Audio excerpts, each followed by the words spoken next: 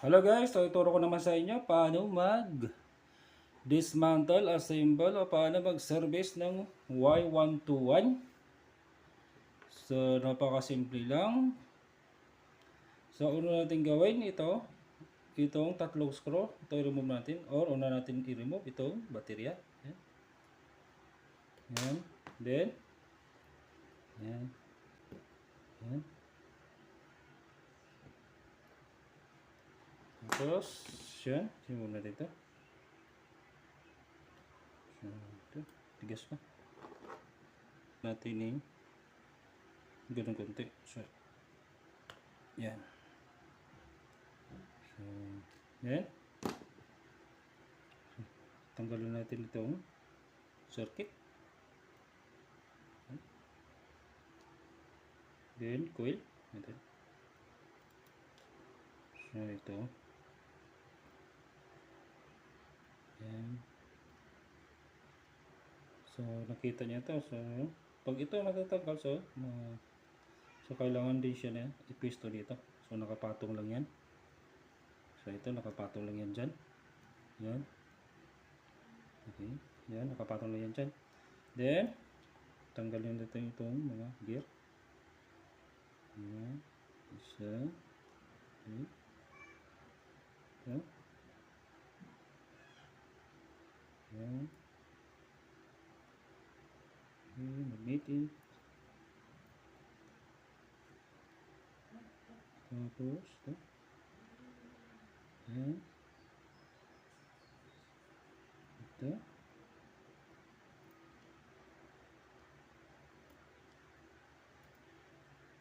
So, kahit saan naman, unahin mong tanggal. Basta,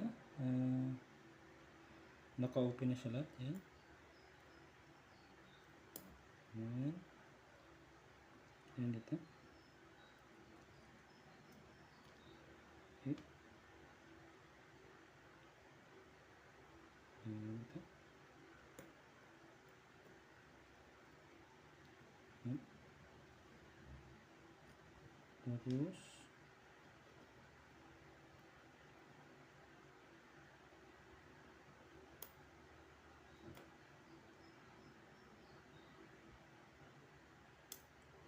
yan. Then, remove stem. So, ganoon lang. So, ngayon, i-assemble naman natin. So, ano natin? Ilagay ito. Yan. Yan.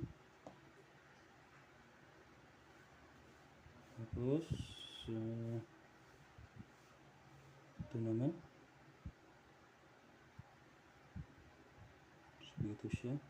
Yan.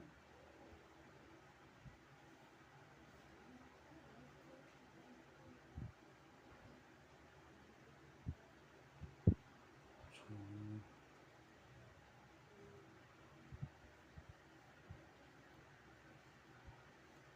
ganyan yan. So, nakasukbit yan dito.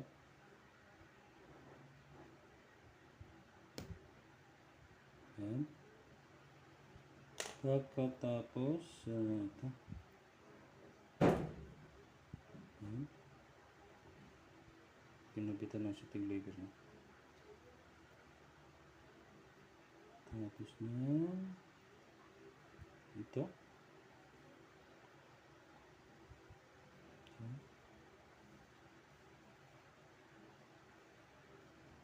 So, kailangan siya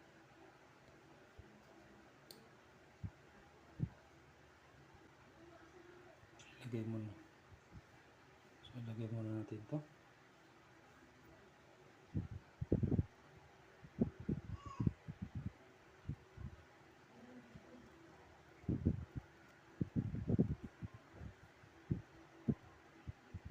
Ayan.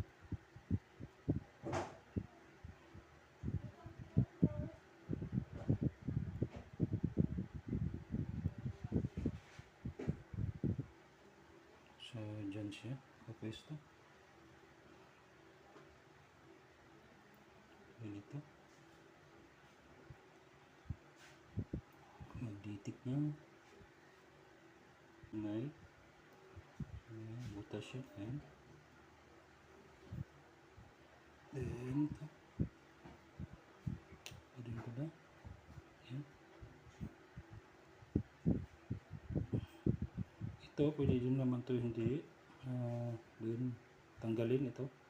Itong pinili ko na to. Itong sa may negative niya. So, pwede rin yan. Hindi siya tatanggalin. Then, ito.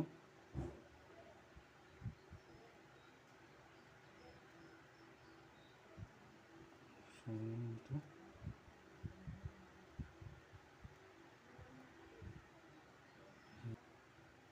So, ito. Ayan.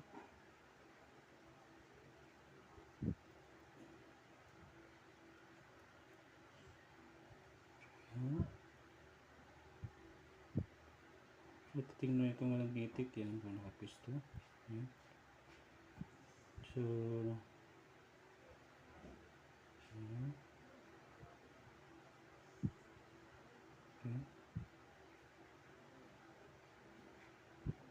So, nakapisto na lahat. So, ito na. Ayan. Ito yung page niya. So, ayan. Okay. Okay. So, maramdaman nyo yan kung tatama na ba siya. Ayan.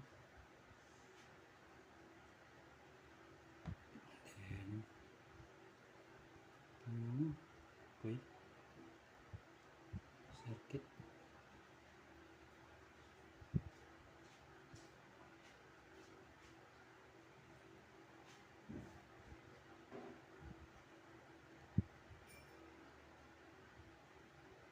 So, yeah.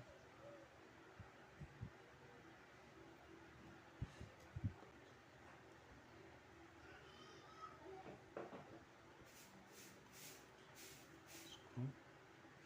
So, screwhan natin. Okay. Ayan.